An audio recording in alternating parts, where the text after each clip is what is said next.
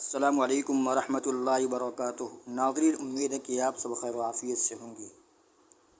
دیکھیے، آج کا جو سبق یا یہ کہ آج کی جو ٹاپک ہے وہ مثالی استاد کی خوبیوں کے بارے میں ہے کہ ایک ٹیچر ایک استاد کو کیسا ہونا چاہیے، اس کا اپنے اسٹوڈنٹ سے کیسا تعلق، رابطہ اور واسطہ ہونا چاہیے، اور اس کی سوچیں، اس کے تھاٹس، اس کی فکریں اپنے طالب علم سے ریلیٹڈ کیسی ہونی چاہیے اور کیسی رکھنی چاہیے، اور ساتھ ساتھ یہ کہ ایک استاد کو کیسا ہونا چاہیے، اس کے اندر کیا کوالٹیز، کیا خوبیاں ہونی چاہیے، ان کے بارے میں یہ ٹاپک آج وضاحت اور ایکسپلیشن کرے گی۔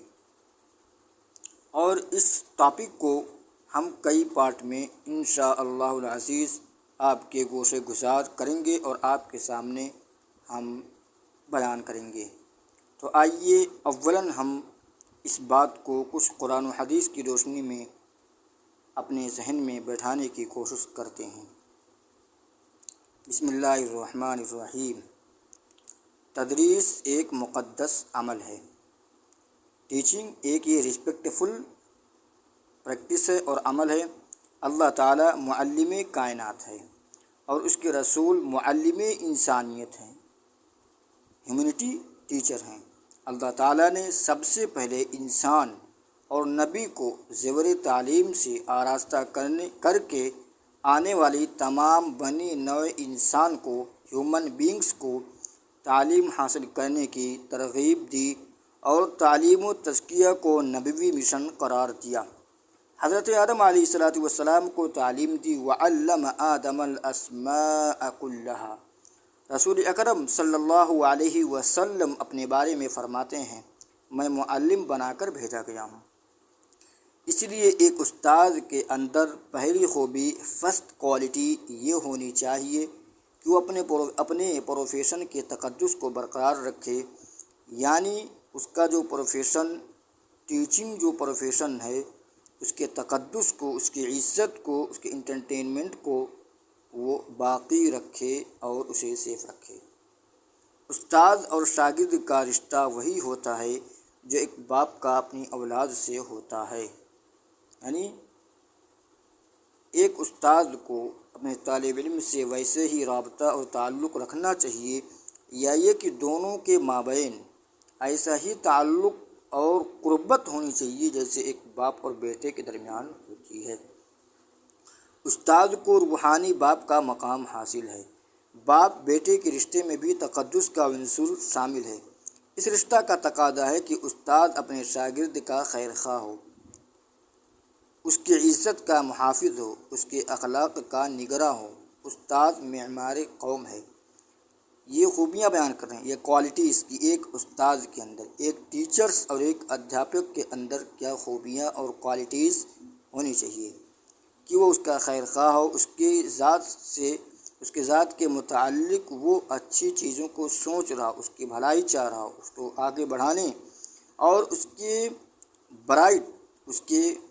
برائٹ فیوچر کو سوچ رہا ہو، اس کی عزت کا محافظ ہو، اس کے اخلاق، اس کے کیریکٹر کی بھی دیکھ ریکھ کر رہا ہو۔ اسی کے ہاتھوں میں ملک کا مستقبل ہے۔ کس کے؟ استاد کے اور ایک ٹیچرز کے ہاتھ میں ملک کا مستقبل ہے۔ نیپولین بوناپارٹ نے کہا تھا، تم مجھے اچھی مائیں دو، میں تمہیں اچھی قوم دوں گا۔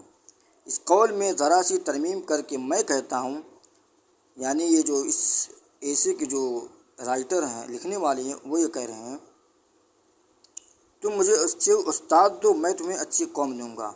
ضروری نہیں کہ ہر ماں بہت باصلاحیت ہو، ماں نیک ہو سکتی ہے، وہ اپنے بچے کو بہترین اخلاق سے آراستہ کر سکتی ہے،